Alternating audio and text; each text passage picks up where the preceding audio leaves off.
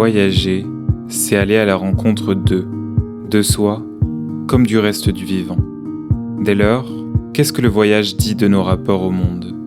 À l'heure où le monde bascule, entre crises politiques, sociales et écologiques, peut-on encore désirer de voyager ?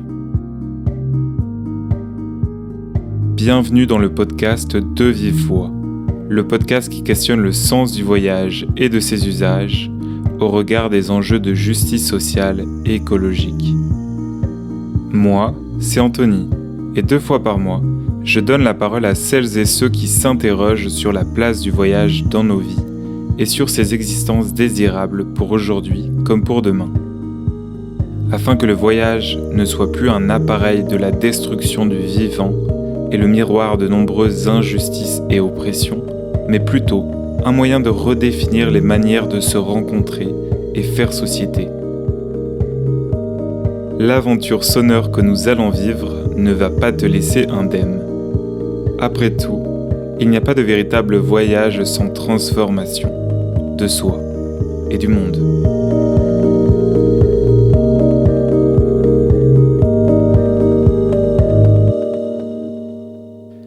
Bonjour Marie, je suis ravi d'échanger avec toi aujourd'hui à distance pour parler de marche, de féminisme et de leurs émancipations qui ici s'entremêlent. Et je te remercie pour la confiance que tu m'accordes. Comment tu vas aujourd'hui depuis Cherbourg ? Salut Anthony, merci beaucoup pour l'invitation, ça me fait trop plaisir de participer à ton podcast. Et aujourd'hui je vais pas très bien, j'ai un petit coup de mou, c'est l'entrée dans l'hiver et il fait pas très beau et voilà. Je remets en question plein de choses dans ma vie, peut-être que je suis en syndrome prémenstruel, tout ça. Mais c'est pas la grande forme. Et toi ? Eh bien, moi, ça va plutôt bien, en vrai.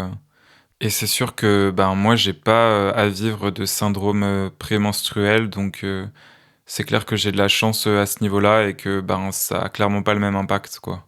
Et j'espère fort que la période va devenir plus sereine pour toi dès que possible.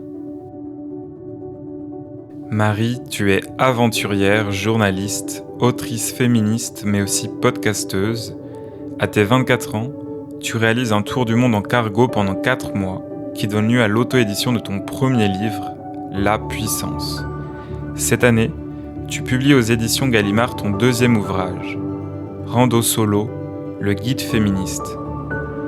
Ce dernier se base sur des années d'expérience de la marche seule, des chemins de Compostelle au Survivor Tour, un tour de France à pied contre les violences sexistes. Tu es également l'animatrice du podcast Sologamie, qui questionne le célibat sous un angle féministe, en donnant la parole à de nombreux et nombreuses invités, mais qui te permet également de partager tes expériences de vie, de voyage, tes coups de gueule et tes réflexions. Aujourd'hui, tu témoignes au micro du podcast De Vive Voix pour parler de la rando comme vecteur et outil d'émancipation féministe. Pour comprendre tes engagements comme le contenu de tes écrits et prises de parole audio, il me paraissait essentiel dans un premier temps de te proposer de retracer ton parcours, car celui-ci permet de comprendre qui tu es aujourd'hui et pourquoi la marche est si importante pour toi. Et ça m'amène donc à te demander dans un premier temps comment tu as vécu ton enfance. Quelle relation tu as entretenue avec ta famille ? Je suis née en 1994, donc aujourd'hui j'ai 31 ans. J'ai grandi dans les Yvelines, dans un petit village en région parisienne. J'ai grandi dans une famille hétéro, avec des parents ingénieurs, dans une maison avec mon frère et ma sœur, donc on était 5. J'ai eu une enfance plutôt heureuse, bourgeoise, j'étais bonne à l'école, tout allait bien. Si ce n'est que mes parents sont violents entre eux, donc c'était très conflictuel à la maison.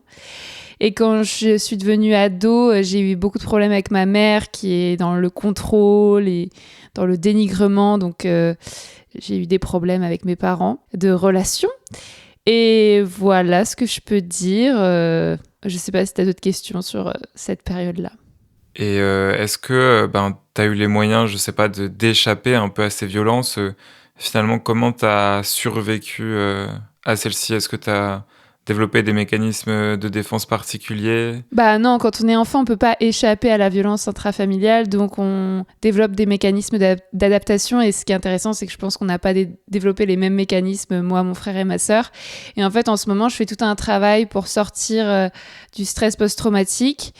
Et du coup, je me replonge, entre autres, dans cette enfance. Et c'est vrai que c'est un travail que je commence à peine. Donc je pense que je me suis dissociée, ça s'appelle. Enfin, je pense que j'ai eu des mécanismes pour me protéger émotionnellement en évitant mes parents, voilà, en essayant de me réfugier dans d'autres choses, en essayant de ne pas reproduire la même chose, c'est-à-dire que j'ai pas de désir d'enfant, j'ai pas de désir de me marier, de construire un foyer hétéro et tout. Donc voilà, moi je suis plutôt dans la fuite, dans l'évitement. Aujourd'hui, j'évite plutôt mes parents et je sais pas si à terme c'est une bonne stratégie parce que du coup, j'évite aussi d'être en relation avec les autres. Mais voilà, aujourd'hui, je commence tout juste à 31 ans à travailler sur ça, sur mes traumas d'enfance. De toute façon, moi qui travaille aussi sur les violences faites aux enfants, je pense qu'il y a beaucoup de personnes qui ont grandi dans des foyers violents.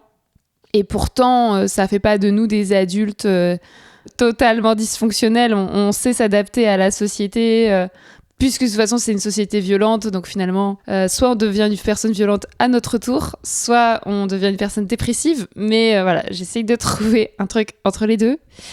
Et après, j'ai eu aussi beaucoup de choses positives dans mon enfance, beaucoup de chance. Donc voilà, c'était pas tout noir, quoi.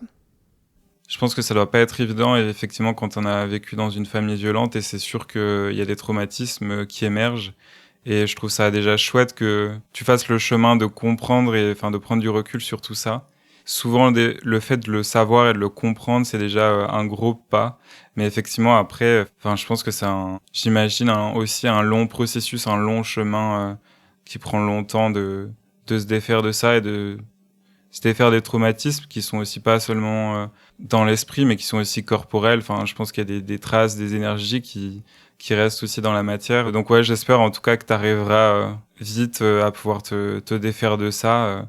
Mais en tout cas, c'est trop chouette. Je trouve que tu l'exprimes aussi dans tes podcasts et que tu parles beaucoup de ta vie intime, de tes relations, parce que c'est un moyen d'expression et en même temps, ça permet à d'autres personnes qui ont vécu aussi sa violence de dire « Ah bah oui, il n'y a pas que moi ».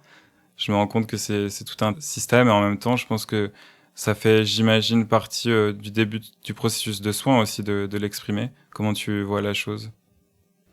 Ouais, c'est ça. Après, moi, ça fait longtemps que j'exprime, donc là, j'ai envie de passer à un autre stade. Et je pense pas que ça va être court. En fait, moi, je fais des séances de MDR, donc c'est de la désensibilisation et du retraitement du trauma par des mouvements oculaires. C'est une technique pour guérir le trouble de stress post-traumatique. Et en fait, comme j'ai plein de traumas, on va en parler après, liés à d'autres périodes de ma vie, en fait, remonter à l'enfance, c'est limite le plus dur. Et du coup, j'ai même pas encore commencé cette période-là parce que c'est trop dur. Se désensibiliser d'un trauma, faire des séances de MDR, ça prend une énergie folle, ça bouleverse. C'est aussi pour ça que je suis pas très bien en ce moment, c'est que je fais des séances de MDR qui me prennent beaucoup d'énergie.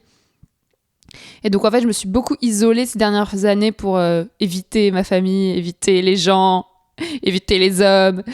Et en fait, aujourd'hui, je me sens trop seule, quoi. Je me sens trop isolée et j'essaye de faire du lien avec les gens. Mais en fait, je ne sais pas faire du lien avec les gens de façon saine. Parce qu'en fait, moi, dans ma famille, les liens n'étaient pas sains. Donc moi, il y a aussi la théorie de l'attachement, ça s'appelle. On a tous des styles d'attachement différents. Et moi, mon style d'attachement, il n'est pas sécure, il n'est pas sain. Donc même dans mes relations amicales, c'est toujours compliqué. Dans mes relations professionnelles, c'est toujours compliqué. J'ai pas confiance en moi, j'ai une mauvaise estime de moi. Donc en fait, quand tu dis j'espère que tu vas t'en sortir vite, non, ce sera pas rapide. Mais je pense que le plus important, déjà comme tu disais, c'est de comprendre, ensuite de pouvoir exprimer si on a envie d'exprimer, et ensuite de trouver un protocole de soins, sachant que ça coûte très cher, et que c'est absolument pas pris en charge par la sécurité sociale ni par les agresseurs. Voilà, c'est encore une fois un privilège de certaines personnes qui vont avoir la connaissance, l'accès, l'argent pour pouvoir se soigner, ce qui est mon cas. Mais même en faisant tout ça, je suis pas sûre de devenir une personne guérie. Donc voilà, c'est très très dur. Et en même temps, je préfère essayer que de rien faire, que d'être dans le même système toute ma vie. Et j'ai surtout pas envie de reproduire la même chose que mes parents, que mes grands-parents, que mes arrière-grands-parents. J'ai envie de sortir de ce cercle vicieux de violence. Et donc, je suis fière de moi. Trop bien. Bah, je pense que tu peux l'être. Après ton bac, tu effectues des études dans de grandes écoles en sciences politiques et en journalisme. Et une fois diplômé, tu rejoins l'AFP, donc l'Agence française de presse, en tant que journaliste. Et en 2019, l'année d'après, tu te lances dans un tour du monde en cargo de 4 mois. Si on revient un peu en arrière pour comprendre la genèse en fait de cette expédition en milieu hostile, car les raisons de ce départ sont en grande partie motivées par les expériences que tu as vécues l'année précédente en 2018. Est-ce que tu veux nous parler un peu de ces expériences et de ce qui t'a fait passer de l'AFP à ce tour du monde en cargo ? En fait, donc j'ai subi des violences dans mon enfance. Ensuite, j'ai subi des violences sexistes et sexuelles à partir de 18 ans, on va dire. J'ai eu la chance de pas en subir avant 18 ans, contrairement à beaucoup de femmes. Et j'ai subi du harcèlement de rue, des violences conjugales, voilà, que des trucs super. Et ensuite, en 2016, j'ai rejoint l'agence France Presse en alternance. Après, j'ai fait des CDD à l'agence France Presse parce que je voulais vraiment devenir journaliste en poste. Et en 2018, j'étais en CDD et un collègue m'a harcelée sexuellement pendant 6 mois dans mon service. Et quand j'ai dénoncé ce collègue, quand je l'ai affronté, ça s'est mal passé. La direction m'a pas soutenue. J'ai perdu confiance en moi, j'ai fait une dépression et surtout j'ai perdu confiance en l'AFP, mon employeur, puisque je n'ai pas été protégée et mon collègue a été protégé. Donc à partir de ce moment-là, j'ai eu une envie de fuite. Je savais que mon dernier CDD se terminait le 31 décembre 2018 et que j'avais lu pas mal de livres de personnes... j'avais lu quelques livres de voyage en cargo, c'est très original, mais j'aimais bien les récits de voyage et notamment... J'avais déjà lu des livres sur Compostelle, on en parlera peut-être. Donc j'avais déjà commencé le chemin de Compostelle. Et là, j'avais lu des livres sur les voyages en cargo. Donc j'étais partie dans l'idée de faire un tour du globe en cargo parce que je voulais pas juste faire une traversée d'une mer, je voulais faire le tour du monde. Mais c'était sans doute pour partir le plus longtemps possible de cet endroit parce qu'en plus, j'aimais pas vivre à Paris. J'avais subi une tentative de viol quelques mois avant. Enfin, vraiment, ça n'allait pas. Et donc, j'ai voulu fuir. Et en même temps, je me suis formée à l'autodéfense féministe, qui est une pratique qui m'a permis aussi de me défendre face aux violences. Et donc, je m'étais dit, je vais aller sur ce bateau et ça va être un peu une thérapie par le choc. C'est ce que je raconte dans mon livre La Puissance, qui a été écrit en partie sur le bateau. C'est de me défendre face aux hommes marins, parce que je savais qu'ils allaient être relous. Mais je me disais, de toute façon, ils ne seront pas pires qu'à Paris. Et puis, je peux me défendre. En fait, j'avais appris à me défendre entre-temps. Et donc voilà, je voulais prendre un temps pour moi. C'était un voyage où je savais que j'allais passer 4 mois sur un cargo dans une cabine parce qu'en vrai, j'étais pas tout le temps avec les marins. Eux, ils travaillaient. Et moi, j'étais une passagère. Donc en fait, je faisais rien de mes journées.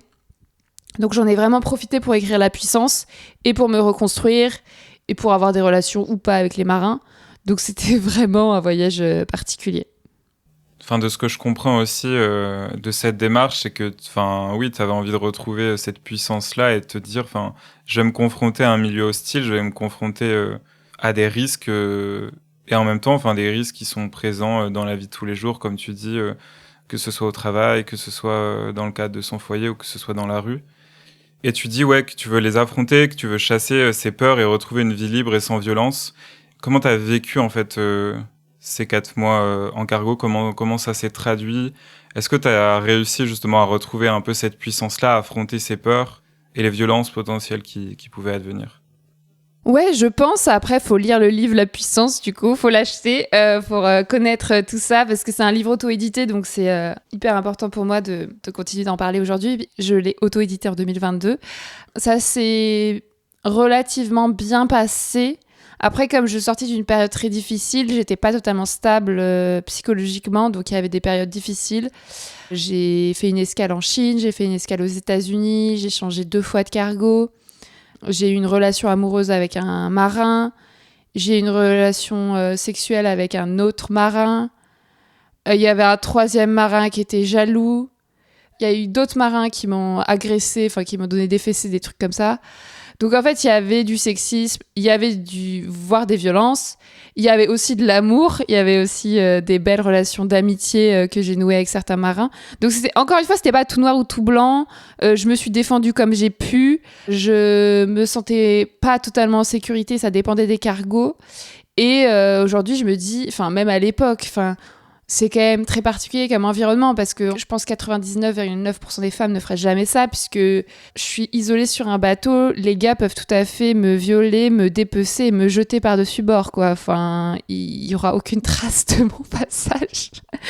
Donc aujourd'hui, je le referais pas parce que c'est quand même un milieu très très sexiste et d'ailleurs après j'ai écrit des articles pour la presse sur le sexisme dans la marine marchande qui est omniprésent et je pense notamment aux femmes marins qu'on peut dire des marines, parce que moi, en fait, j'étais passagère, donc si j'avais voulu, j'aurais pu rester dans ma cabine pendant 4 mois et parler à aucun marin, il me serait rien arrivé. Mais les femmes qui travaillent avec ces marins-là, elles sont seules parfois sur un cargo avec 30 marins, et elles en bavent de ouf au niveau du sexisme, du travail. Donc voilà, c'était intense, j'avais 24 ans, j'ai écrit mon livre pendant cette période-là, j'ai essayé de me sortir de ma dépression, j'ai eu des relations houleuses avec les marins et en même temps je découvrais la vie en mer, changement de fuseau horaire, les animaux marins, j'ai vu des baleines, il faisait froid, il faisait chaud, c'était dur de faire du sport, j'ai fait des escales dans des pays que j'avais jamais visités, enfin voilà, c'était très intéressant. Et ce que j'ai compris pendant ce voyage, c'est que j'avais pas du tout envie de rentrer à l'AFP, à l'agence France Presse, parce que non seulement j'avais été harcelée sexuellement, mais aussi je m'étais ennuyée. En fait, j'étais une petite journaliste en CDD et mon travail à l'AFP ne me plaisait pas. Moi qui étais de plus en plus féministe, en plus, c'est une agence de presse où on est censé être neutre, entre guillemets. Et donc, ça correspondait ni à mes valeurs, ni à mes objectifs, parce que je faisais du travail d'édition totalement inintéressant, j'écrivais même pas d'articles. Donc j'ai décidé à l'issue de ce voyage en cargo de devenir journaliste indépendante et donc d'écrire des articles à la pige, ça s'appelle, d'écrire des articles pour des médias indépendamment d'un contrat et de publier mon livre La Puissance. Donc voilà, je me suis lancée dans cette aventure de travailleuse indépendante, sachant que ça voulait dire de la précarité, ça voulait dire encore fuir le monde de l'entreprise. Et aujourd'hui, 7 ans après, je suis toujours dans cette situation. Donc finalement, voilà. C'est ça qui... En fait, ce voyage en cargo a décidé beaucoup de choses de ma vie actuelle. Ça a changé ma vie, c'est ce que je dis. Est-ce que tu as l'impression que ça, je sais pas, guéri ou soigné un peu des choses en toi par rapport au sexisme, aux violences que tu as pu connaître ? Je pense que ça m'a aidé à me reconstruire après les violences de 2018. Et donc, dans La Puissance, je raconte cette reconstruction et ça m'a aidé à reprendre confiance en moi. J'ai pratiqué l'autodéfense féministe. Donc, à la fin du voyage, oui, j'avais ce sentiment de puissance féministe. Pendant ce voyage, ça m'a redonné confiance en moi. Et il y a une autre voie qui s'ouvre progressivement à toi, tout aussi émancipatrice, une autre forme de voyage, celle de la randonnée en solo. Et tu ouvres cette voie en 2016 grâce au chemin de Compostelle. Les chemins de Compostelle, c'est tes premières itinérances à pied, si je ne me trompe pas. Est-ce qu'elles t'ont donné un peu le goût de la randonnée, ou en tout cas de l'itinérance à pied ? Et si oui, qu'est-ce que tu as apprécié en fait dans ces marches ? Qu'est-ce qu'elles t'ont apporté comme premier pied à l'étrier ? Ouais, j'ai adoré, ça m'a créé ma passion pour la marche qui continue aujourd'hui. Moi, j'ai fait Compostelle en 3 ans.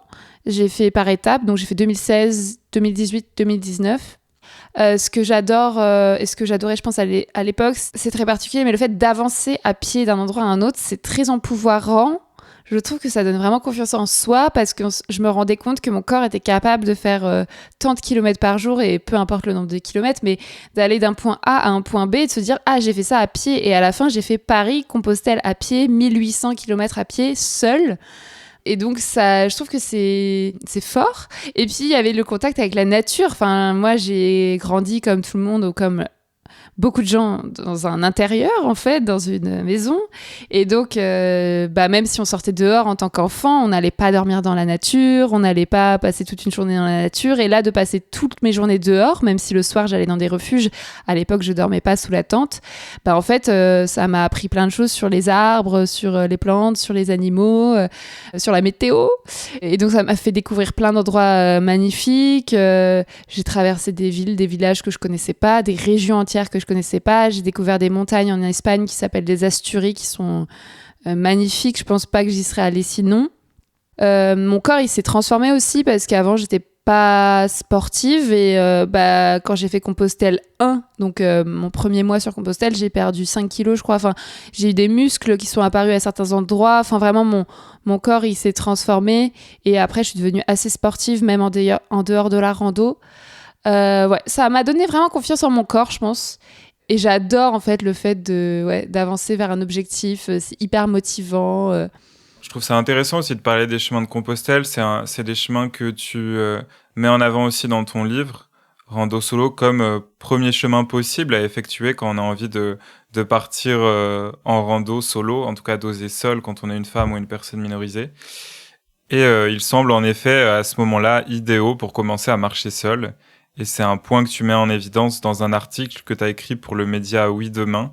Tu indiques que la présence de refuges sur tout l'itinéraire, l'excellent balisage du sentier et la solidarité entre pèlerines te rassurent pour une première grande randonnée. Ça apporte aussi une forme de sécurité, mine de rien, de se retrouver entouré pour comprendre aussi les codes de la rando, pour commencer à connaître ce qu'est l'itinérance à pied, pour pouvoir partager le soir dans les auberges. Comment tu vois ça aussi de ce point de vue-là ? Ouais, t'as totalement raison. C'est vrai que je pense que c'est ça qui amène aussi beaucoup de femmes seules à faire Compostelle ou d'autres chemins où il y a beaucoup de monde, c'est qu'on est sûr de pas être seul finalement, puisque si on dort dans les refuges ou dans les gîtes, on peut retrouver en fait des personnes d'étape en étape. Et moi, ça me faisait trop plaisir de retrouver des copains, copines que j'avais rencontrés quelques étapes avant. Par hasard, dans tel village, je retombe sur ces personnes-là qui me manquent. Et c'est comme si on était les meilleurs potes du monde alors qu'on se connaît depuis 3 jours. Et on se raconte des choses intimes sur nos vies, on partage des expériences fortes où on marche ensemble pendant plusieurs heures. Donc ça fait des souvenirs. Pourtant, j'ai pas l'impression d'avoir gardé de ces relations aujourd'hui. C'est pas des amis à moi. Je dis pas que ça peut pas arriver. Bien sûr, il y a plein de gens qui sont des amis en rando. Moi, c'est vrai que j'ai pas forcément gardé contact sur plusieurs années. Mais voilà, c'est une ambiance que j'aime et c'est pour ça que j'ai aussi envie de refaire ça avec ma famille, mon frère, ma sœur, mon père l'année prochaine. C'est en fait, j'ai envie de leur montrer à quel point c'est cool de se retrouver le soir pour partager un verre avec des gens qu'on connaît pas et en fait qui deviennent nos potes. Et en fait, on n'est même pas obligé de marcher au même rythme avec notre famille ou avec les personnes avec qui on est venu. On peut choisir de marcher avec d'autres gens et on sait qu'on va se retrouver en fait au bout de l'étape parce qu'en fait les gens font à peu près les mêmes étapes.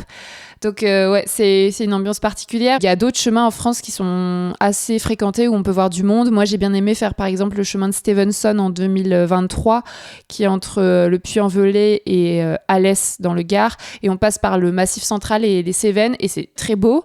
Même plus beau que certains endroits du chemin de Compostelle et c'est beaucoup plus court donc on peut faire ça en moins de temps. Il y a beaucoup de monde, il y a beaucoup de refuges, il y a beaucoup de gîtes donc c'est sécurisant. Voilà. Mais si ces aspects sont assez géniaux pour permettre à toutes et tous d'oser se lancer seuls sur les chemins, on pourra y revenir, ils ne permettent ni n'assurent à l'heure d'aujourd'hui la suppression des violences, car là où se maintient la présence des hommes, se maintient également les violences sexistes et sexuelles. Et les chemins de Compostelle, comme les autres chemins de randonnée, ne sont donc pas des espaces safe. Donc c'est l'une des réalités que tu vis, que tu perçois, que tu rencontres sur ces chemins. Est-ce que tu veux nous en dire plus ? Ouais, c'est pas joyeux comme sujet. Donc le chemin de Compostelle, le problème c'est que comme ça a une réputation de chemin sûr, il y a beaucoup de femmes seules qui se lancent sur le chemin de Compostelle comme moi par exemple. Et il y a aussi beaucoup d'hommes seuls. Et donc, forcément, il y a de plus en plus de monde qui fait le chemin de Compostelle. C'est très à la mode. Il y a des centaines de milliers de personnes qui le font tous les ans. Donc, malheureusement, quand on se retrouve nombreux sur un chemin, il y a plus de probabilité qu'il y ait des agresseurs ou des harceleurs là. Je pense aussi qu'il y a des prédateurs, des mecs qui viennent justement en se disant « Ah, je suis célib, je vais pouvoir pécho et tout ». Donc, il y a beaucoup de harcèlement sexuel sur le chemin de Compostelle, mais ça peut aussi passer par du sexisme ordinaire, c'est-à-dire du mansplaining. Moi, j'avais beaucoup de mecs qui m'expliquaient la vie ou qui m'expliquaient la rando ou qui me donnaient des ordres ou qui me donnaient des conseils non sollicités sur ma vie. Voilà. Donc, c'était très désagréable. J'avais aussi des hommes qui me suivaient, qui me harcelaient, qui me draguaient. Il y avait aussi les habitants, c'est-à-dire qu'il n'y a pas que les pèlerins, il y a aussi les personnes qui habitent dans les villes ou dans les villages qu'on traverse en France ou en Espagne. Donc, il y a eu des exhibitionnistes, des hommes qui se masturbent devant les pèlerines, il y avait des mecs qui klaxonnaient, enfin voilà, des trucs chiants. Voilà ce que j'ai expérimenté jusqu'à avoir un pèlerin qui m'a harcelé toute la fin du voyage parce qu'il voulait absolument qu'on se pécho alors qu'il avait 30 ans de plus que moi. Donc après, j'ai fait un article pour Oui Demain sur le harcèlement sexuel sur le chemin de Compostelle. Je sais que l'année dernière, ou il y a 2 ans, il y a eu The Guardian, le journal britannique, qui a aussi fait une longue enquête sur ça. Et ça a fait pas mal parler.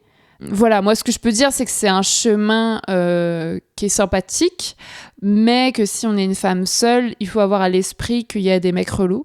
Il n'y a pas plus d'agressions sur le chemin de Compostelle que dans une ville, en fait. On subit plus de violences de la part de personnes qu'on connaît déjà, donc on subit plus de harcèlement de rue, ou autant à Paris ou dans une grande ville. On subit plus de violences dans notre famille. Enfin, en fait, je suis pas là pour dire que la randonnée, c'est un espace de violence ou que Compostelle, c'est un espace de violence. C'est juste un espace de violence comme les autres. Et il n'y a aucun espace qui échappe aux violences. Et plus il y a d'hommes à un endroit, plus il y a d'hommes violents.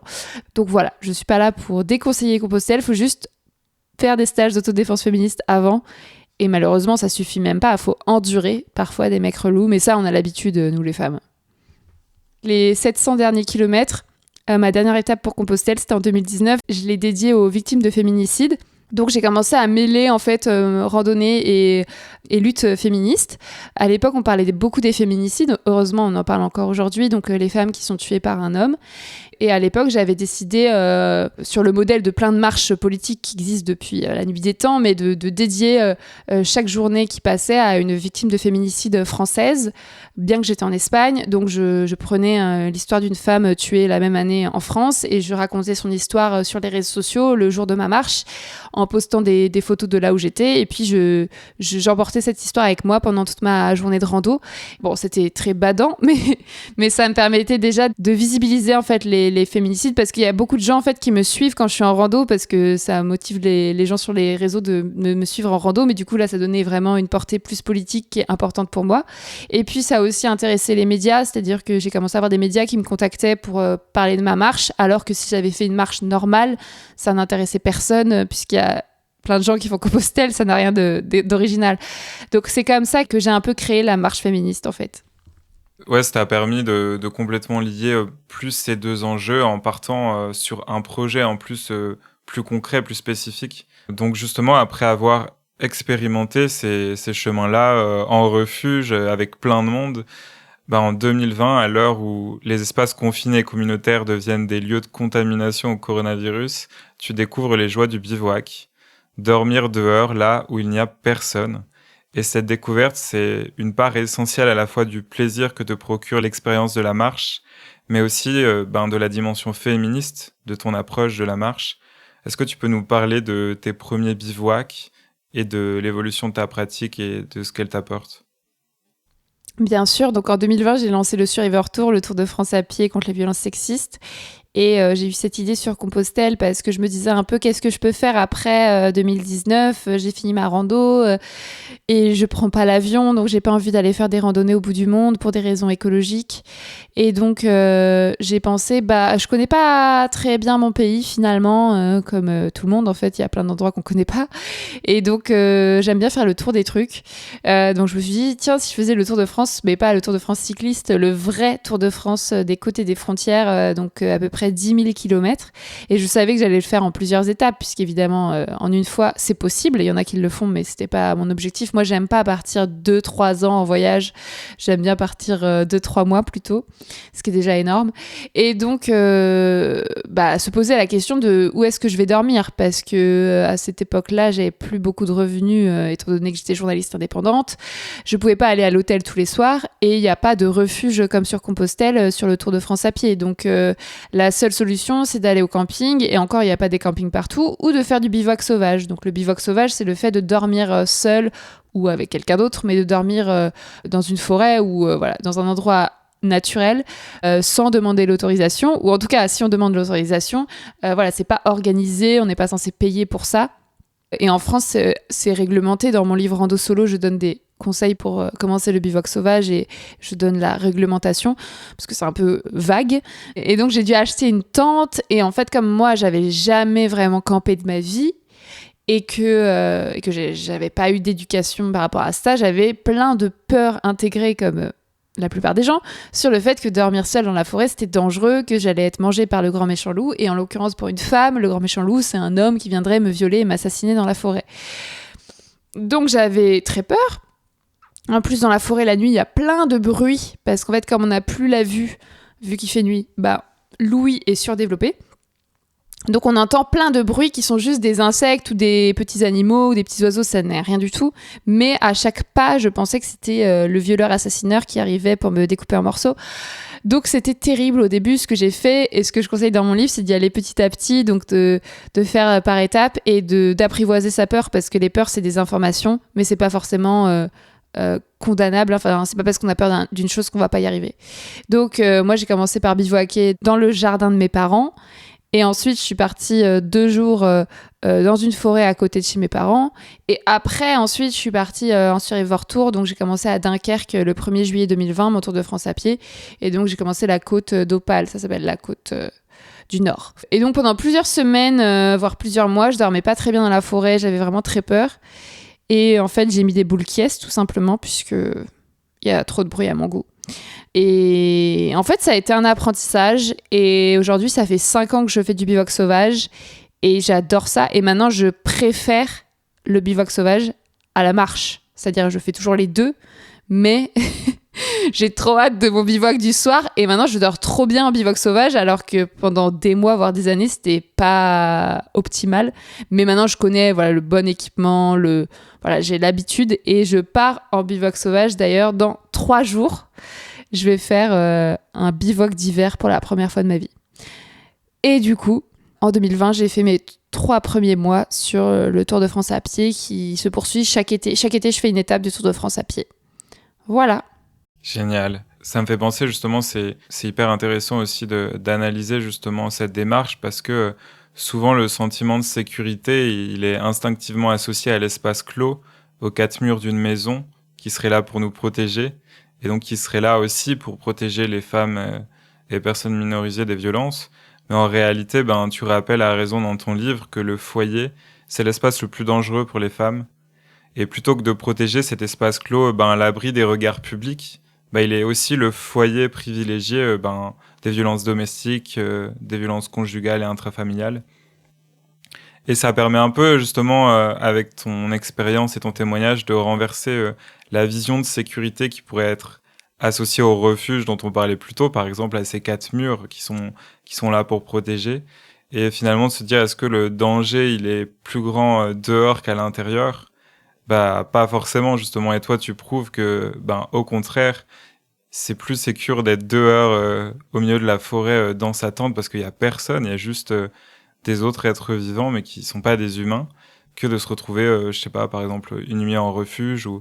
Enfin, je trouve ça assez ouf et hyper intéressant comme démarche. Et je voulais te demander comment ont réagi aussi tes proches, d'abord pour Compostelle et ensuite quand t'as voulu te lancer toute seule sur le Survivor Tour et en bivouac, parce que du coup, souvent, le frein qu'il y a pour partir seul, c'est la peur des proches qui sont projetés directement sur toi, et en particulier quand on est une femme qui souhaite partir seule. Comment tes proches ont vécu ça ? Ouais, je me rappelle plus trop parce que ça fait un moment, mais je pense que mes parents, c'était de l'inquiétude, du stress, et mon frère, ma sœur, mes amis, de la confiance, parce que voilà. Peut-être qu'il y avait aussi de la peur, mais en tout cas, ils m'ont pas projeté leur peur, donc ça, c'était cool. En fait, ce que je conseille aussi dans mon livre, c'est de s'entourer des bonnes personnes. C'est-à-dire, s'il y a des personnes qui nous projettent des peurs ou qui sont négatives par rapport à nos voyages, c'est peut-être pas nécessaire de leur en parler ou de chercher leur approbation parce qu'on sait qu'on l'aura jamais. Moi, par exemple, j'ai arrêté de parler de mes voyages à ma mère parce que je sais que ça la stresse, qu'elle dort pas la nuit, qu'elle se demande toujours si je suis en sécurité. En fait, elle le vit mal, donc ça n'a aucun intérêt pour elle. Donc aujourd'hui, je la préviens même pas quand je pars en voyage. Et au contraire, j'ai des copilotes, ça s'appelle, donc des personnes qui sont chargées de ma sécurité à distance. Donc c'est mon père, mon frère et ma sœur. Et ça, c'est des personnes, je sais, qui connaissent mon itinéraire, à qui j'envoie le tracé de mes randos tous les jours, à qui j'envoie le lieu de mon bivouac tous les soirs. Parce que Je suis plus en sécurité dans la forêt que n'importe où ailleurs, mais il peut y avoir des événements météorologiques, des feux de forêt, ou on sait jamais, des agressions d'animaux ou d'humains. Enfin voilà, il peut m'arriver quelque chose où je peux tomber malade. Donc c'est quand même bien pour retrouver mon cadavre, par exemple, que les personnes sachent où chercher. Donc voilà, pour l'instant, mes copilotes n'ont jamais, en 5 ans, n'ont jamais eu besoin d'intervenir. Mais voilà, je pense que ça peut aussi rassurer les proches de leur donner des nouvelles régulièrement. Moi, je sais que j'ai du réseau à peu près partout, sauf en montagne. Donc, tous les soirs, j'envoie ma localisation et j'envoie des petites photos, des petites nouvelles. Voilà. Après, les gens s'habituent. En fait, c'est toujours pareil. Les peurs, c'est une question d'habitude. Donc, au bout de 5 ans, les gens ne sont plus inquiets quand je pars en rando. Et maintenant, c'est l'inverse. C'est mes proches qui veulent venir avec moi. Pas tout le monde. Mais j'ai réussi à amener avec moi ma meilleure amie et mon frère qui viennent tous les ans sur le Survivor Tour. Et donc, ça fait aussi découvrir le bivouac à d'autres personnes. Donc voilà, c'est trop bien. Génial. Ouais, c'est ouf qu'il y ait le chemin inverse qui soit fait au final, que ce soit les personnes de ta famille qui, après toutes tes expériences, se disent ah ouais, ben ça a l'air trop bien et émancipateur aussi sur plein d'aspects. Donc on a trop envie de découvrir ça et d'essayer et de partir avec toi. Et c'est que ce soit toi qui les emmène au final après être parti seul. C'est assez beau comme histoire.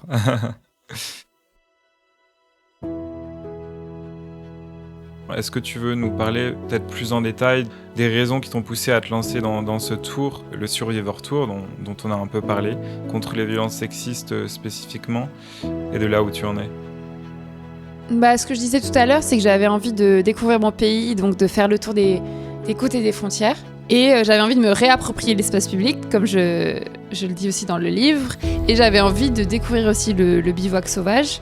Donc c'était vraiment de la curiosité par rapport à mon pays et aussi une façon, encore une fois, de me reconstruire après les violences sexistes, de reprendre confiance en moi dans l'espace public, de continuer ce que j'avais commencé sur Compostelle avec la marche contre les féminicides. Et j'avais envie de partager ça sur les réseaux sociaux, de faire des podcasts pour raconter mon Survivor Tour, de faire des articles, de faire des livres, d'inviter des gens à marcher. Voilà, j'avais envie de quelque chose qui fasse un peu boule de neige, qui invite plus de monde à se réapproprier la marche. Et donc en 2020, je suis partie de Dunkerque dans le Nord. En 2021, j'ai continué la côte bretonne, la côte atlantique. Après, en 2023, il y a eu les Pyrénées. En 2024, il y a eu la Méditerranée. Et cette année, en 2025, j'ai continué la Méditerranée puisque j'ai fait qu'un seul mois, donc j'ai pas tout à fait fini encore la Méditerranée et la côte.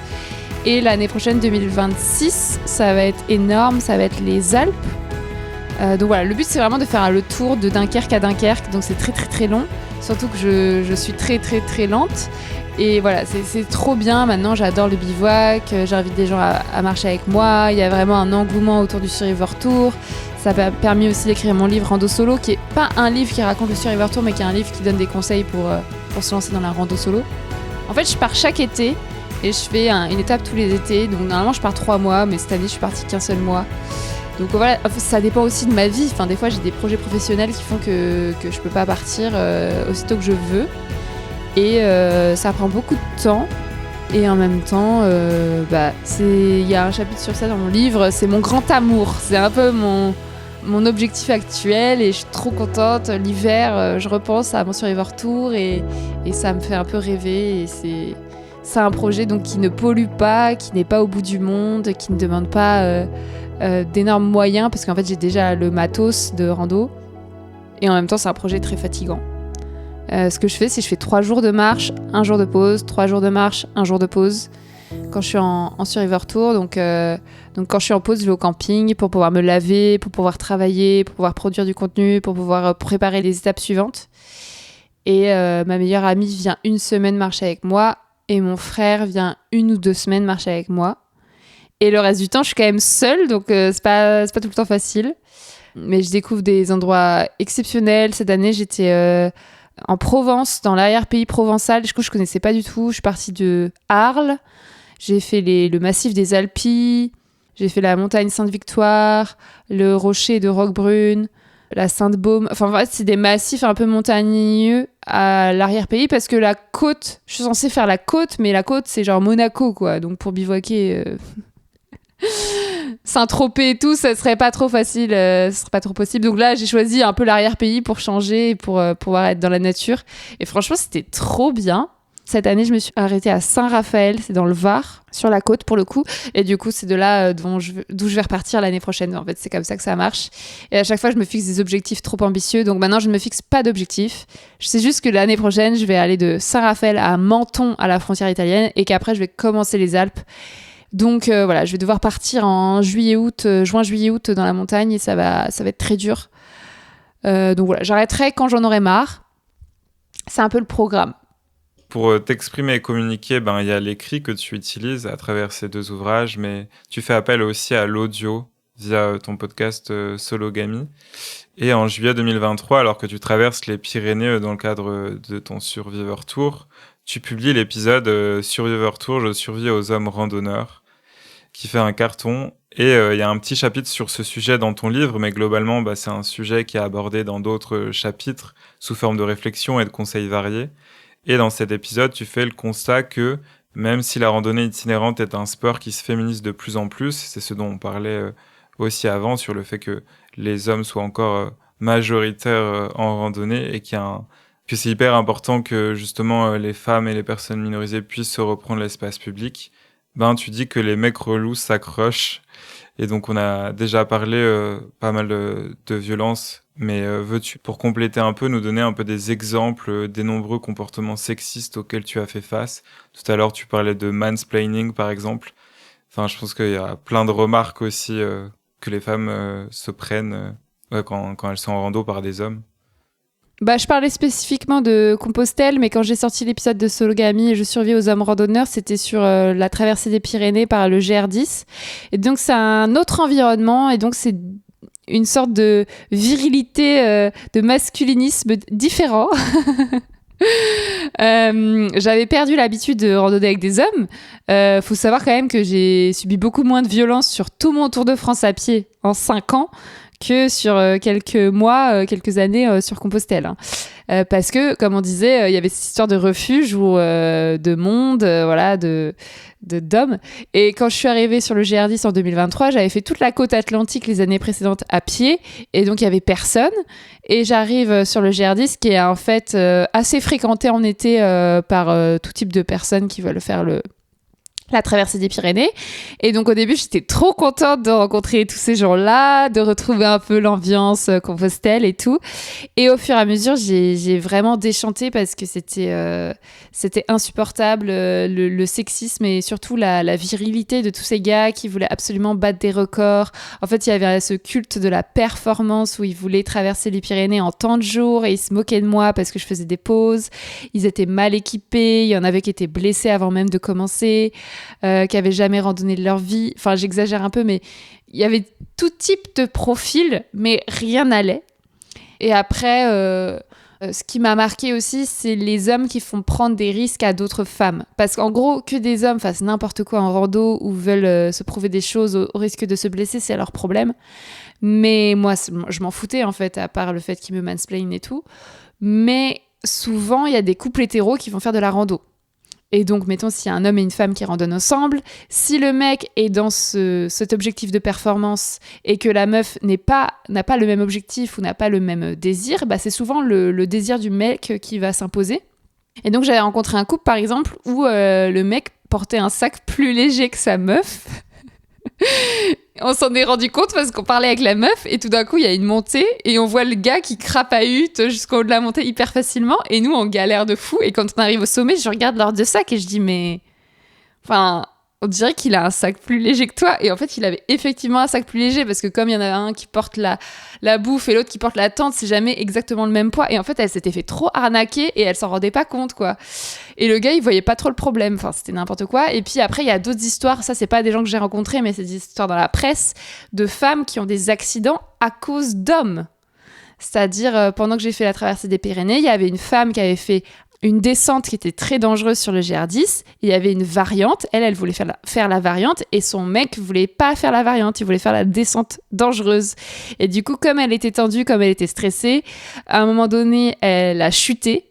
Elle s'est cassé le pied, enfin c'était très grave, et elle a dû être héliportée à l'hôpital et tout. Et donc elle s'est cassé le pied, en plus elle avait genre 70 ans, donc se casser le pied à 70 ans, enfin c'est pas les mêmes répercussions et tout. Tout ça à cause de son gars qui l'avait forcé à faire cette descente. c'est des sujets qui me passionnent et en même temps qui me révulsent. Et c'est pour ça que je fais absolument pas du tout confiance aux hommes en montagne, alors que instinctivement, vu qu'on a des stéréotypes, on se dirait « Ah, au contraire, on va faire confiance aux hommes en montagne, ils ont plus d'expérience ». Mais en fait, il y a plein d'exemples d'hommes qui mettent en danger la vie des femmes en rando, en montagne ou dans d'autres espaces. Et du coup, c'est pour ça que la rando solo, je trouve c'est hyper important, c'est qu'en rando solo, je vais pas mentir, moi aussi j'ai pris des risques et je raconte dans mon livre comment j'ai failli mourir à quelques reprises. Mais les risques, je les prends seule. En fait, personne ne risque sa vie avec moi. Et aujourd'hui, avec l'expérience, quand j'emmène des personnes en rando avec moi, au contraire, j'ai acquis des compétences qui font que je prends moins de risques, que je fais passer la sécurité en premier et que surtout, moi, j'ai pas d'objectif de performance. C'est-à-dire, mon but, c'est pas de faire 42 km dans la journée, de marcher la nuit, de monter sur le pic. Non, mon but, c'est que tout le monde, toutes les personnes avec qui je randonne soient heureuses de randonner et que le lendemain, elles aient envie de repartir. Mais voilà, en fait, on n'a pas du tout la même mentalité avec ces gars-là. Donc voilà, c'était un épisode qui avait eu beaucoup de succès parce qu'il y avait plein de femmes, du coup, randonneuses qui se reconnaissaient dans les comportements que j'évoquais dans l'épisode. Ouais, c'est un truc de ouf et je trouve, pour approfondir un peu la réflexion, c'est à la fois, je trouve, des espaces qui permettent de vivre une autre temporalité, celle de la marche, et en même temps, on y retrouve ces attitudes-là et ces logiques-là qui sont inhérentes à la société capitaliste et de consommation. Et du coup, pour revenir justement au comportement sexiste dont tu parlais, globalement, comment faire pour survivre aux hommes en rando ? Est-ce que tu vois d'autres solutions, d'autres préventions ? Évidemment que les hommes se doivent de s'éduquer, de changer de comportement, ça c'est effectivement la première chose à faire. Mais quand on part en rando et qu'on est dans ces situations-là, comment on fait ? Survivre aux hommes, c'est ce qu'on fait déjà toute l'année, donc finalement, on y arrive en rando. Mais pour vivre avec les hommes, il faudrait déjà qu'ils changent, bien sûr, comme tu viens de le dire. Et en attendant, ce que je conseillais dans l'épisode, c'était de soit éviter les hommes, donc encore une fois être dans l'évitement. Puis sinon, après, ce qui est cool, c'est de se focaliser sur les femmes, ou sur les personnes non binaires qu'on rencontre, c'est-à-dire de trouver des alliés. Ou alors de partir avec des alliés, donc de pas partir seul, parce que du coup, quand on est en groupe, les mecs viennent beaucoup moins nous faire chier. Ils se servent aussi de la vulnérabilité des femmes seules, faut pas se mentir. Ce que j'aimais bien dans les Pyrénées, par exemple, c'est que j'ai fait des super rencontres de femmes qui randonnaient seules et on était un peu des acolytes. C'est ce que je peux conseiller. Puis après, l'autodéfense féministe, comme d'hab, pour se défendre verbalement. Et justement, l'autodéfense féministe, est-ce que tu veux nous expliquer un peu plus en quoi ça consiste pour les personnes qui voudraient justement suivre ces stages et se former ? Un stage de base, ça dure 2 jours. Et moi, j'en ai fait pour la première fois en 2018. Et j'en refais tous les 3-4 ans pour me remettre à jour parce que je pratique pas l'autodéfense physique, par exemple, au quotidien, heureusement. Donc ça s'oublie comme le code de la route.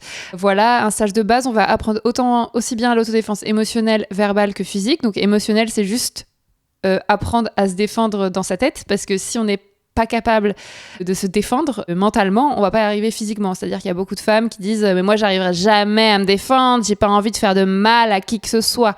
Donc il faut déjà reprendre confiance en soi et donc ça passe par des visualisations par exemple où on va s'imaginer en train de se défendre. Ensuite il va y avoir l'autodéfense verbale, donc là ça va être toutes les situations où on est malmené par quelqu'un verbalement et on peut se défendre que ce soit dans n'importe quel contexte, pas forcément avec des hommes, ça peut être avec sa famille ou au travail et tout. Et si quelqu'un nous dit quelque chose qui nous plaît pas, de pouvoir remettre la personne à sa place. Donc ça peut être la technique des 3 phrases par exemple, qui consiste à la première phrase dire ce qui s'est passé. Donc, par exemple, tu viens de me dire que j'étais moche. Deuxième phrase, dire ce qu'on ressent.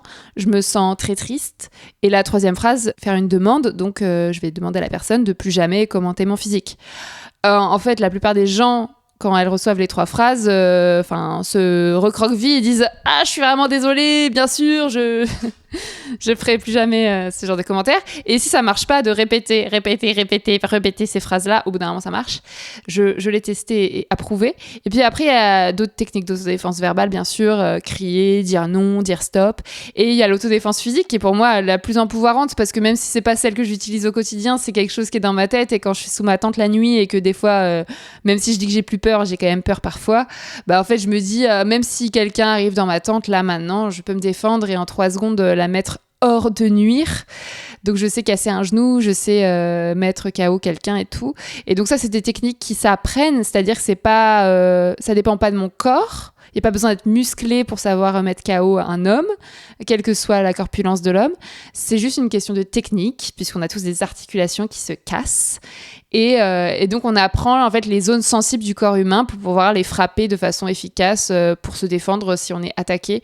Et donc ça, après, on se visualise en train de le faire et c'est comme ça que ça rentre et que peut-être le jour où on sera amené à le faire, on sera capable de le faire. Parce que c'est pas tout de connaître les gestes et de s'entraîner en stage, mais c'est aussi le fait de le mettre en pratique qui va valider ce qu'on sait. Et donc moi, j'ai adoré apprendre ça au début parce que j'avais jamais appris ça.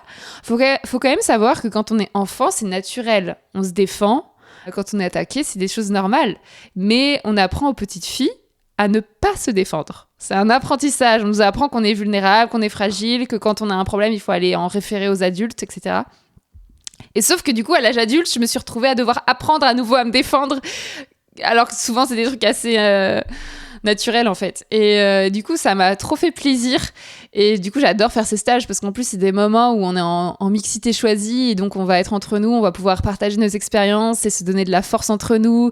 Et il y a des personnes qui arrivent qui se disent « Ah, jamais j'arriverai à frapper quoi que ce soit, qui que ce soit. » Et à la fin, je sais pas, la prof, elle nous donne un bout de bois et on la casse comme ça avec la main, comme des arts martiaux et on crie et on se sent hyper forte. Bon, après quand on sort du stage pendant 2-3 mois, on a l'impression dans la rue d'être une warrior. Après malheureusement ça s'estompe si on pratique pas au quotidien, mais c'est des trucs qui m'ont donné vachement de force et c'est pour ça que je fais tout un truc sur l'autodéfense féministe dans mon livre et dans toutes mes interviews. C'est parce que je trouve que c'est sous-coté, personne connaît, personne ne fait de stage, alors qu'il existe des stages pour les enfants, pour les adultes, pour les personnes queer, pour les personnes âgées, pour les personnes sourdes, pour les personnes handicapées. Enfin, vraiment, il existe plein de stages adaptés.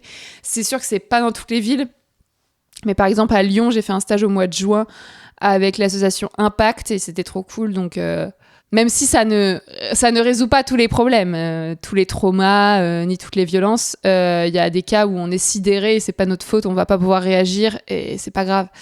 Mais ça peut servir. Bah ouais, clairement, d'avoir ces outils-là, c'est trop bien. Merci d'en parler. Pour revenir justement aussi aux raisons de la randonnée en solo, ton livre Rando Solo, le guide féministe, qui est édité chez Gallimard et qui est sorti en avril 2025, il débute par un premier chapitre sous forme de questions. Donc randonnée solo, quand on est une femme et ou une personne minorisée, pourquoi ? Et tu cites 3 raisons principales de se lancer sur les sentiers. La première raison, c'est pour reprendre l'espace public. La deuxième, c'est pour profiter de la solitude. Et la troisième, c'est pour profiter de la nature. Est-ce que tu peux nous parler de ces 3 raisons-là et de nous dire aussi quelles sont les émancipations, selon toi, qui te semblent permises à travers ces expériences ? Ouais. Alors, reprendre l'espace public, je pense que c'est très important parce que si on est plus nombreuses dans la rue, les personnes minorisées, les femmes, donc les personnes minorisées, c'est toutes les personnes qui subissent des discriminations dans la société, eh bien, on subira moins de violence. C'est mathématique, si on a moins peur, si on est en groupe, si on occupe l'espace, on sera moins des anomalies et l'espace sera aussi davantage façonné par nous, pour nous. Aujourd'hui, l'espace public est encore majoritairement occupé par des hommes, notamment si on parle de la randonnée, les sentiers de randonnée, ça va être beaucoup d'hommes cis, blancs, hétéros, bourgeois, et donc ils se sentent chez eux. Donc je pense que c'est hyper important si on en a envie et les capacités de reprendre l'espace public pour leur dire « Et non, moi aussi j'ai droit d'être là et j'ai droit de randonner juste pour le plaisir en fait. Les femmes et les personnes minorisées, on est censé s'occuper des autres, on est censé travailler pour les autres, s'occuper de nos enfants, de nos parents.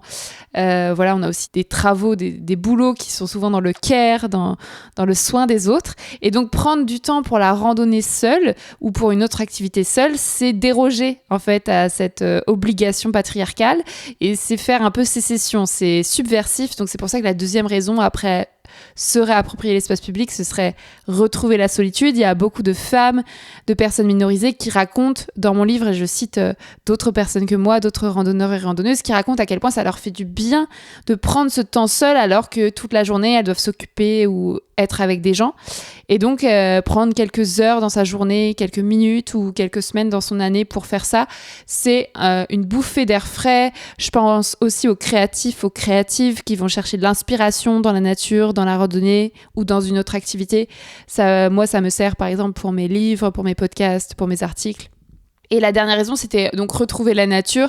Dans notre société capitaliste, je pense que c'est hyper important de reprendre contact avec notre environnement parce qu'en fait, on est complètement déconnecté des éléments naturels, de la terre, de l'eau, des plantes, des animaux, du ciel. Et donc, on se sent protégé entre quatre murs, encore une fois, alors que c'est complètement factice. Et donc, se rendre compte qu'en fait, on fait partie de la nature, qu'on est capable de vivre dans la nature et qu'en fait, tout dépend de la nature, qu'on dépend de la nature quand on est en randonnée, c'est vraiment remettre les choses à l'endroit. Et dans un contexte de crise climatique, la randonnée, ça m'a permis aussi de voir ce qui se passe. Donc, de voir la sécheresse, de voir les décharges, les pollutions, la place de la voiture sur notre terre. Et donc, ça politise aussi et ça rend les choses plus concrètes. En même temps, ça fait découvrir des choses très belles. C'est pas juste négatif. Voilà, maintenant, je connais plein d'espèces d'arbres. Je peux me nourrir dans la nature aussi puisque je sais reconnaître les champignons, les plantes comestibles. Et puis, maintenant, je commence à reconnaître les oiseaux. Voilà, je vois des animaux sauvages, des renards, des cerfs, des biches, des sangliers, des écureuils, etc. Donc ça, c'est source de joie. Et de toute façon, c'est prouvé scientifiquement que se promener dans la forêt, par exemple, ça fait baisser le stress et c'est très bon pour la santé à tout niveau, sans parler du sport. L'activité physique, c'est très important. Donc voilà, la rando solo, ça a de multiples bienfaits pour les femmes et les personnes minorisées. Est-ce qu'il y a d'autres choses que tu voulais évoquer sur le lien à l'écologie et à la nature ? Ouais. En fait, pour moi, la randonnée, c'est le sport, en tout cas, le mode de transport le plus écologique au monde. C'est assez évident puisqu'on se passe d'avions, de bus, de motos, de voitures et même de vélos. Et donc, marcher, c'est très lent. Donc, ça peut sembler ennuyeux, mais en même temps, pour moi, c'est, je trouve, la meilleure façon de découvrir des endroits, parce que même en vélo, je trouve, ou en courant, on va trop vite, on voit pas tout. En marchant, on peut vraiment s'arrêter, on peut vraiment observer, et donc c'est très contemplatif. Et moi, j'ai adopté ce mode de transport, ce mode de voyage, parce que je trouve que c'est le plus écolo, donc, et le plus joyeux. Avant, je prenais l'avion pour mes voyages. Après, j'ai fait le tour du globe en cargo en me disant oui, le cargo, c'est moins polluant que l'avion, alors qu'en fait, non, le cargo, ça va pas du tout. Et donc, maintenant, voilà, je vois tout à travers la rando. Donc, c'est peut-être un peu extrême, mais je pense que c'est revenir à la base, en fait, de l'être humain qui marchait, en fait, depuis toujours. Donc voilà, je trouve que c'est aussi moins consommé. Quand je suis en rando, je consomme pas d'électricité ou très peu. Je consomme très peu d'eau. Je consomme très peu de ressources. Je dors dehors, donc je pollue pas en fait. Et dans mon livre, je donne aussi des conseils pour polluer le moins possible en rando, parce qu'il y a quand même la question des déjections et tout, des déchets. Donc ça m'amène à chaque fois à plus d'écologie, la rando. Yes, trop chouette. Pour revenir justement sur ton guide, c'est pas seulement un guide pour se prémunir des violences, mais c'est aussi un véritable outil pour toutes les femmes et personnes minorisées qui voudraient effectivement se lancer dans la rando solo, mais qui n'osent pas encore le faire. Et pour en parler un petit peu, on y retrouve des chapitres sur comment s'équiper sans se ruiner, comment préparer sa rando, comment garder le lien avec ses proches, on en parlait tout à l'heure sur la géolocalisation. Donc, il fourmille de conseils sur comment tracer un itinéraire, trouver des hébergements, se géolocaliser, apprivoiser son sens de l'orientation, se nourrir, mais aussi d'autres questionnements très concrets, quotidiens, que nous, hommes cisgenres, n'avons pas à nous poser, comme comment gérer ses règles, comment faire pipi quand on n'a pas de pénis, tous ces enjeux-là aussi. Et ouais, du coup, j'ai eu la chance de le lire, de le parcourir, et je l'ai trouvé super complet, donc merci aussi pour ça. Est-ce que tu veux nous en dire un peu plus sur cet ouvrage que tu as devant toi ? J'étais trop contente parce que moi, quand j'ai commencé la rando, j'aurais bien aimé lire ce genre de livre pour pouvoir éviter toutes les erreurs de la débutante. Là, c'était un guide avec des conseils, donc il est plutôt rapide à lire. Et c'est des choses que je savais déjà. J'ai fini par trouver Gallimard et après j'ai écrit le livre. Et ce qui était important pour moi aussi, c'était de mettre le point de vue d'autres personnes minorisées qui randonnent seules. Donc ça peut être des personnes racisées, des personnes trans, des personnes lesbiennes, bi, grosses, handicapées. Voilà, plein de personnes que j'ai trouvées sur les réseaux et qui donnent aussi leurs conseils, leurs témoignages pour randonner seules. Moi, je voulais un guide qui soit accessible pour les personnes qui n'ont pas forcément les moyens d'acheter du matos de ouf, qui veulent commencer par des petites randos à la journée ou même juste en sortant de chez soi, sans prendre l'avion, sans aller au bout du monde. Et effectivement, il y avait une grosse focalisation sur les femmes et les personnes minorisées, donc comment échapper aux discriminations, comment vivre ses règles, comment se nourrir. Il y a beaucoup de femmes et de personnes minorisées qui sont véganes ou végétariennes, donc il y avait aussi une double page sur ça. Je parle aussi bien sûr de l'autodéfense féministe. Je donne des conseils d'itinéraire. Donc voilà, je suis super contente que le livre existe parce que il a été illustré par Mylène Danier. Du coup, les illustrations, elles sont trop belles. Et il faut vraiment voir ça comme un guide débutant. Ça permet aussi de débuter le bivouac sauvage parce qu'il y a plein de personnes qui n'osent pas se lancer. Et donc, j'ai essayé de donner des conseils pour débloquer ses peurs et tout. Voilà. Je pense que les personnes qui sont expertes du sujet vont rien apprendre. Mais pour les personnes qui débutent ou qui ont des peurs et tout, c'est vraiment un super cadeau de Noël, même si je pense que ton épisode sortira après Noël. Et du coup, il y a pas mal de personnes qui l'achètent aussi pour l'offrir. Il y a plein d'hommes qui l'achètent pour l'offrir à des femmes, par exemple. Et surtout, ça s'adresse à tous les âges. Donc, pendant les rencontres en librairie, j'ai des femmes de tous les âges qui viennent. Je suis allée à Nice et à Marseille pour rencontrer les lectrices et parler du livre en librairie, comme j'étais dans le coin. Donc, voilà, trop cool. Génial, trop bien. Et t'as bien aimé justement ces moments de rencontre avec d'autres personnes, enfin qui veulent, j'imagine aussi se lancer dans la rando solo et de voir que ça a un impact aussi de pouvoir partager autour de ça. Ouais, c'est trop trop bien. Et puis j'ai des retours de mon livre de personnes qui disent que grâce au livre, elles se sont lancées dans la rando solo, voire qu'elles se sont lancées dans le bivouac sauvage, voire qu'elles se sont lancées dans la randonnée itinérante, donc le fait de partir plusieurs jours, y compris qui sont venues dans le Cotentin. Moi, j'habite à Cherbourg en Normandie et j'adore la côte du Cotentin là où j'habite. Et il y a une personne qui m'a dit: ah, je suis allée faire tel itinéraire que tu conseilles dans ton livre. C'est vrai que c'était incroyable. J'ai fait même plus de jours que ce qui était prévu parce que j'ai trop kiffé le bivouac et tout. Donc ça fait tellement plaisir. Il y a aussi des femmes avec des enfants qui viennent et qui me disent: comment on fait pour randonner avec des enfants? Et je suis en mode je sais pas. Mais je vois aussi plein de femmes qui randonnent avec des enfants. C'est possible. Et donc voilà, je suis trop contente. Il y a plus de 2000 exemplaires qui ont été vendus en 6 mois et pour un livre, c'est bien. Donc voilà, maintenant j'ai envie d'écrire d'autres livres, mais j'ai gagné trop peu d'argent avec ce livre pour vivre décemment. Donc je ne vais pas écrire de nouveaux livres tout de suite. Mais au moins, je suis contente qu'il existe, même si ça a été très dur de l'écrire, parce que comme je disais, je pensais que ça allait être facile, mais ça ne l'était pas. Écrire un livre, ce n'est jamais simple. Bravo pour ça et pour toutes ces ventes. Franchement, c'est incroyable. J'espère qu'il pourra continuer à avoir une longue vie et être lu par beaucoup plus de personnes. Et je suis content de pouvoir lui donner un peu de visibilité aussi dans le cadre de ce podcast. On pourrait croire effectivement qu'il est seulement réservé aux femmes et aux minorités de genre parce qu'il s'adresse spécifiquement à ces populations. Et on l'associera alors plutôt à un volet émancipation, effectivement, comme on en a parlé ici. Mais je trouve qu'il est aussi nécessaire et pertinent pour nous, comme moi, tous les hommes cisgenres, sur un volet plus éducation, comme tous les autres livres féministes, en fait, tout simplement.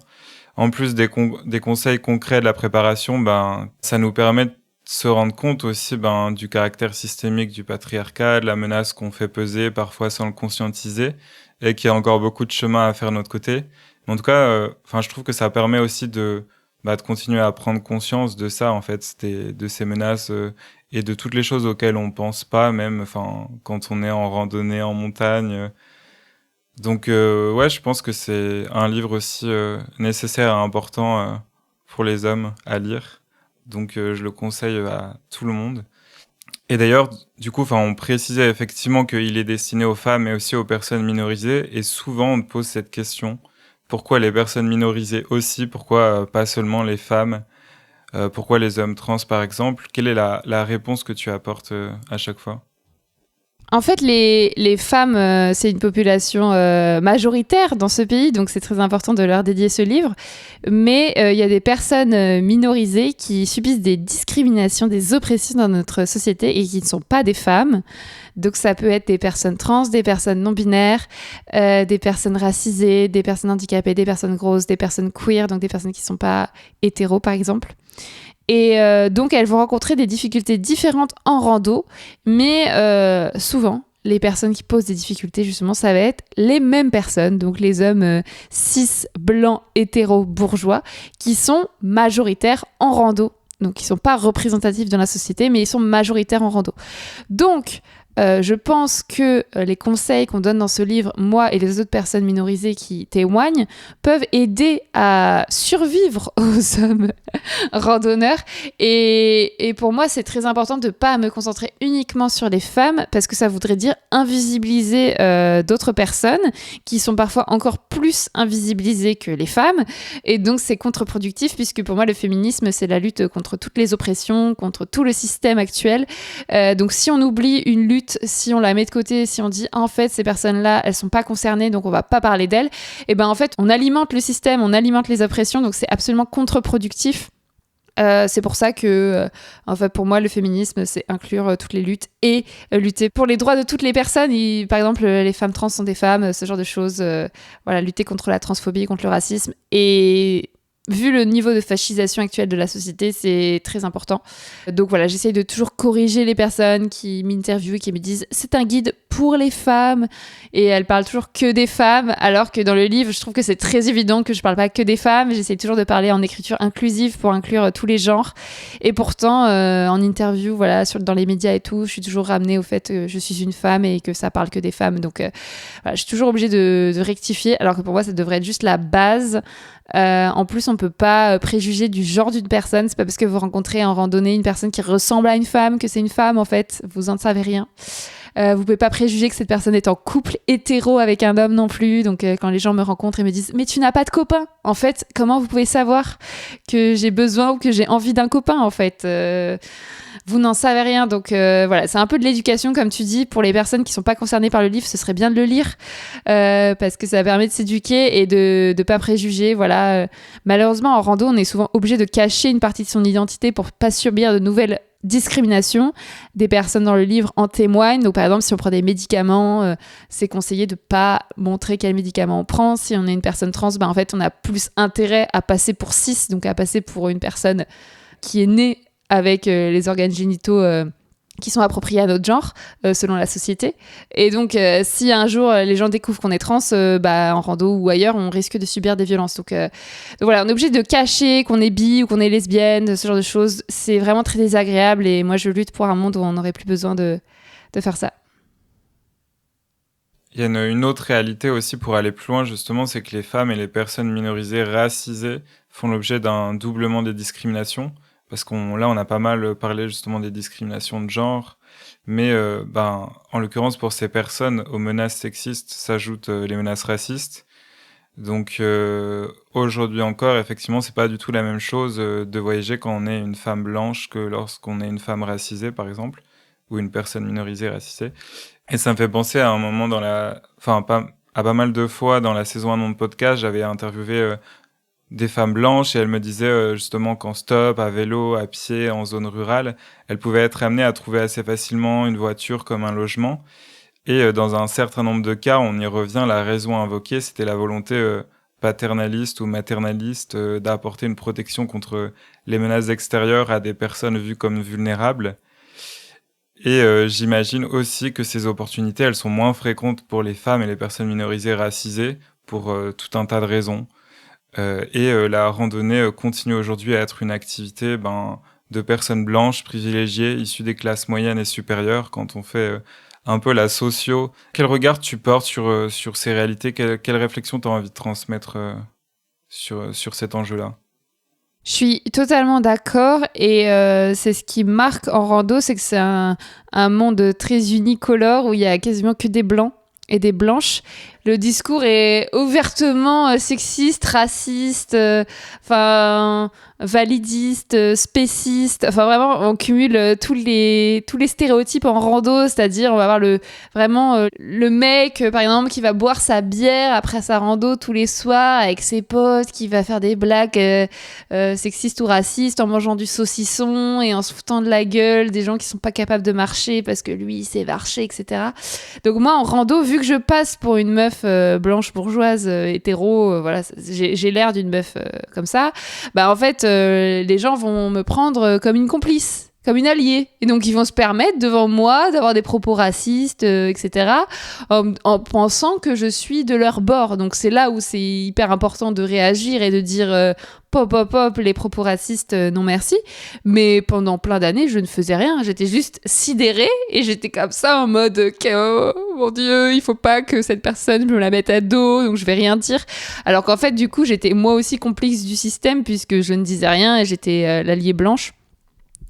Je pense qu'il faut, encore une fois, que les représentations changent, que les chemins de randonnée se diversifient, qu'il y ait de plus en plus de personnes racisées qui randonnent, parce que du coup, si aussi des personnes racisées, par exemple, écrivent des livres comme moi ou ont de la visibilité comme moi sur ce sujet-là, ce qu'elles n'ont pas actuellement, en fait, il y aura de plus en plus de personnes racisées qui pourront s'identifier à elles et se lancer à leur tour, parce qu'en fait, moi, je ne suis pas suffisante pour mobiliser toute la société derrière moi pour randonner. En fait, moi, je ne représente que les personnes qui me ressemblent, même si je prétends à plus d'universalité.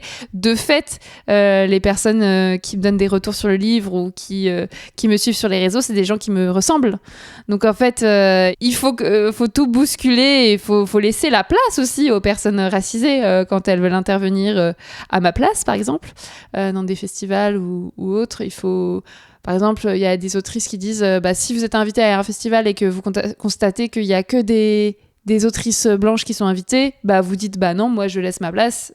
En revanche, je vous invite à prendre une personne racisée à ma place. Mais du coup, ça veut dire aussi renoncer à certains privilèges. Et ça, en tant que personne privilégiée, on n'est pas forcément prête. C'est déjà une déconstruction à faire. Ensuite, pouvoir réagir aux situations racistes qu'on rencontre sur le chemin pour pouvoir démanteler le racisme. Et puis, laisser la place aux personnes racisées, je pense que c'est le plus important. Mais ça va prendre du temps.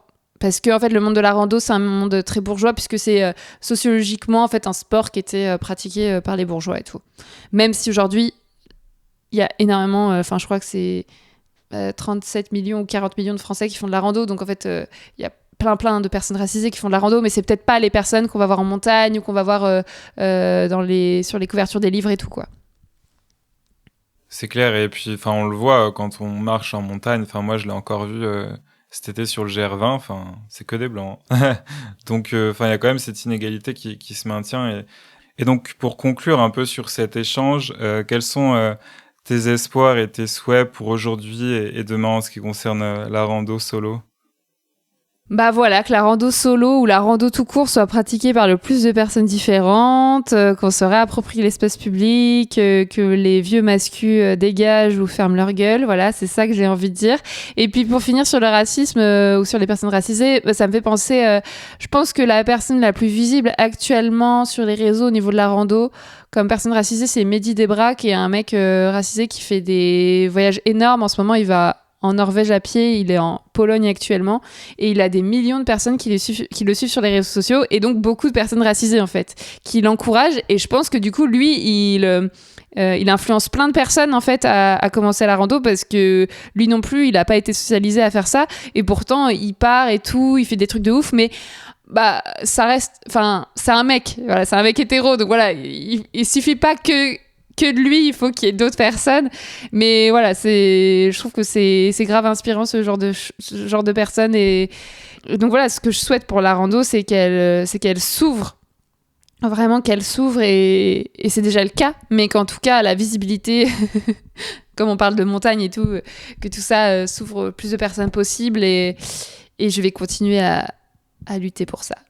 Si les personnes qui écoutent doivent retenir une seule chose, pour moi, c'est vraiment que dans la forêt la nuit, il n'y a personne et qu'on est en sécurité, et que si un homme veut vous violer et vous assassiner, il va pas aller dans la forêt la nuit parce que lui aussi il a peur de la forêt, et il peut très bien violer et assassiner une meuf chez lui en ville. Donc vraiment, la forêt, c'est l'endroit où je me sens le plus en sécurité au monde et j'aimerais vraiment que les personnes retiennent ça. Et deuxième chose, justement pour aller plus loin, je vais créer les bivouacs avec Marie. C'est un concept où les personnes vont pouvoir bivouaquer avec moi, donc les femmes et les personnes minorisées justement, parce que je constate que mon livre ne suffit pas pour que les gens osent dormir dehors. Et je me dis peut-être que si je les emmène avec moi quelques nuits, quelques jours en rando bivouac, elles vont pouvoir passer le cap et je vais pouvoir partager mon expérience avec elles en toute sécurité, en toute détente. Voilà, on ne sera pas dans le culte de la performance. Donc je vais ouvrir 2 week-ends au printemps 2026. Les tarifs se seront adaptés à leurs moyens pour que, voilà, en petit groupe, on aille bivouaquer avec moi. Donc voilà, je vais lancer les bivouacs avec Marie et on verra si ça permet aussi d'ouvrir aussi la randonnée. Trop bien, génial. Merci beaucoup Marie pour ce riche échange. Merci pour ton témoignage. Merci de donner de la visibilité à ça et dans ton quotidien, à travers ton podcast, à travers tes livres, pour que justement on puisse parvenir à ça, on puisse faire en sorte que le dehors, la montagne, la rando soit une activité safe et accessible pour toutes et tous. Donc merci pour cet échange, c'était très chouette. Et merci Anthony pour cet échange, c'était trop cool. Plaisir partagé. Merci Marie et je te souhaite une belle fin de journée. À bientôt. À bientôt, salut. Si tu as apprécié cet épisode, n'hésite pas à le partager autour de toi et à ajouter 5 étoiles sur ta plateforme d'écoute. Ton soutien m'est précieux.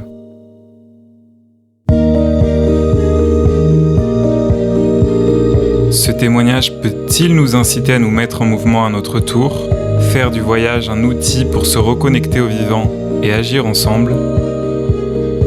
Un nouveau départ nous attend. Alors, faisons le premier pas.